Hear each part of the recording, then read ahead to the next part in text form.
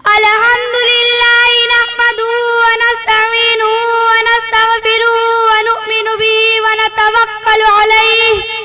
ونعوذ بالله من شرور أنفسنا ومن سيئات أعمالنا من يهده الله فلا مضل له ومن يضلل فلا هادي له ونشهد أن لا إله إلا الله وحده لا شريك له ونشهد أن سيدنا ومولانا محمدا عبده ورسوله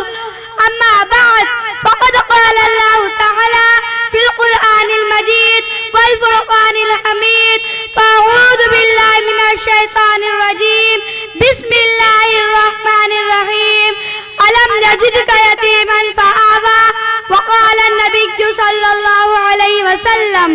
إني لا أعرف حجرا بمكة كان يسلم علي قبل أن أبعث إني لا أعرف الآن أو كما قال عليه الصلاة والسلام پیدا ہوئے تو باپ کا سایہ اٹھا دیا پیدا ہوئے تو باپ کا سایہ اٹھا دیا گھٹنوں چلے تو دادا آدم کو روانہ تھا چلنے لگے تو مادر ہم ہو گئے جدا ہر ایک سایہ سر سے ہی اٹھتا چلا گیا سائے پسند آئے نہ پروردگار کو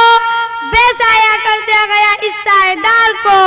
محترم حضرات سامعین کرام اور قابل قدر مہمان نوازان آج اس دلکش ساعت میں آپ حضرات کے سامنے اس جلیل القدر عظیم المرتبت اور رفیع الشان ہستی کے تذکرے کی سعادت حاصل کر رہی ہوں جن کے ہاتھ زندگی کا ایک ایک لمحہ سورج کی طرح صاف و شفاف تھا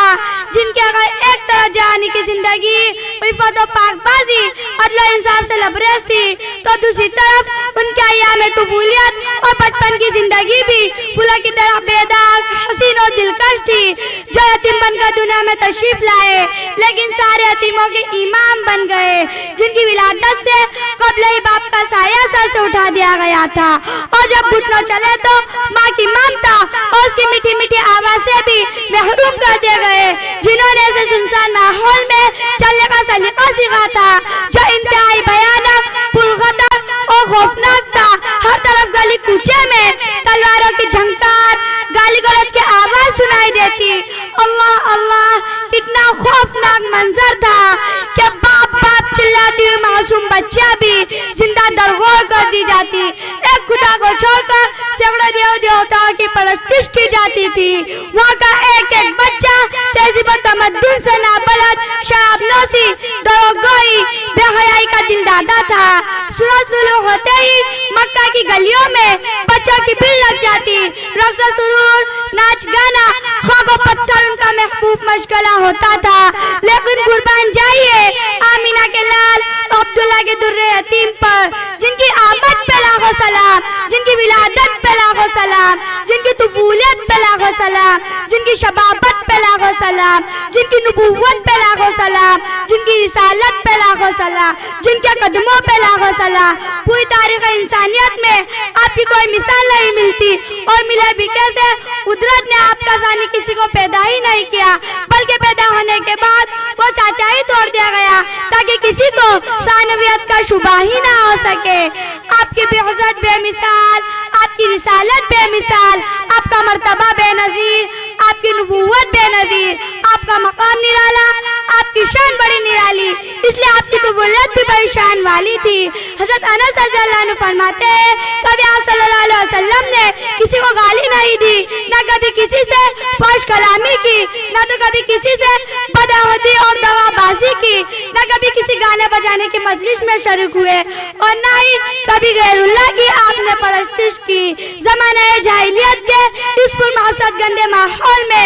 آپ کا لڑکپن اتنا صاف و شفاف تھا کہ دور طفولیت ہی میں ہر طرف آپ کے عدل و انصاف تقوی و طہارت کے چرچے ہونے لگے مکہ کی گلیوں میں آپ کی صداقت و امانت تقوی و طہارت کا شور تھا خاندان قریش میں کوئی تبصرہ کرتا کہ آمینہ کا لال کتنا نیک اور بھولا بھالا ہے لات عزا کی قسم ایسا نیک اور پاکیزہ بچہ نہ تو میری آنکھوں نے دیکھا ہے نہ میرے کانوں نے سنا ہے تو کوئی کہتا عبداللہ کا بچہ وعدے کا کتنا سچا ہے زمین پھٹ سکتی ہے آسمان ٹوٹ سکتا ہے مگر عبداللہ کا لاڈلا وعدے کی تکمیل سے کبھی باز نہیں آ سکتا. وعدہ خلافی کس کو کہتے ہیں یہ جانتا ہی نہیں. ملا ہے آمینہ کو فضل باری سے کوئی در یتیم ایسا,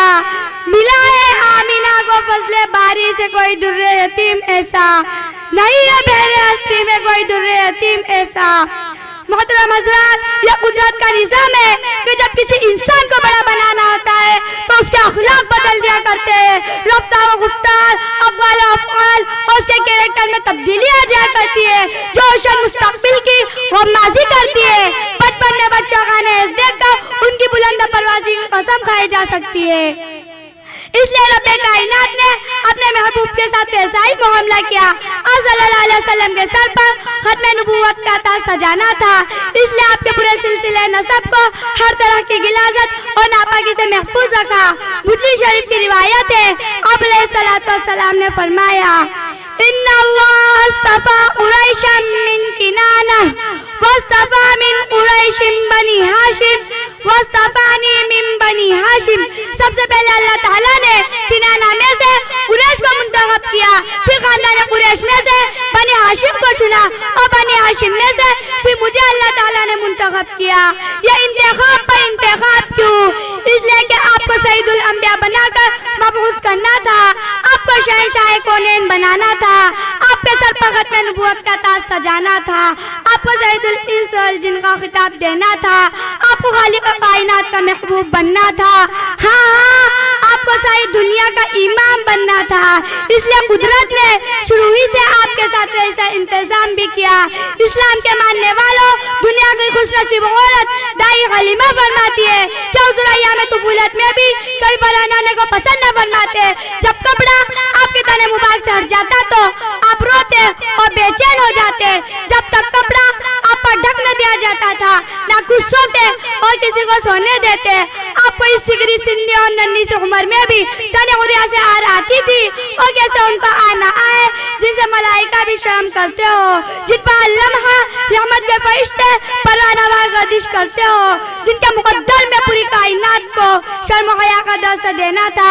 حلیمہ کو کیا معلوم کہ یہ بچہ ساری دنیا کو توحید کا لباس پہنانے آیا ہے, اور کسے کیا معلوم کہ عبداللہ کا در یتیم سارے حکمرانوں کا امام بننے آیا ہے. محترم حضرات, آپ چلتے پھرتے تو ہر طرح سے سلام کی آواز آتی تھی. شجر و حجر, بحر و بر, شمس و قمر اور سما ساری چیزیں آپ پر دل و جان سے قربان تھی. مسلم شریف کی روایت ہے, حضرت جابر بن عبداللہ رضی اللہ عنہ فرماتے ہیں کہ نبی اکرم صلی اللہ علیہ وسلم نے ارشاد فرمایا, انی لاعرف حجرا بمکہ کان یسلم علی قبل ان ابعث, انی لاعرف الآن. ابھی بھی ان پتھروں کو میں اچھی طرح پہچانتا ہوں جو بعثت سے قبل مجھے سلام کیا کرتے تھے. اے نبی,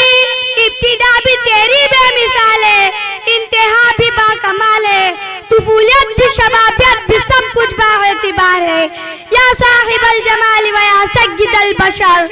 یا صاحب الجمال و یا سید البشر, من وجهك المنیر لقد نور القمر, لا يمكن الثناء كما كان حقه, بعد از خدا بزرگ تو ہی قصہ مختصر. وآخر دعوانا الحمدللہ رب العالمین.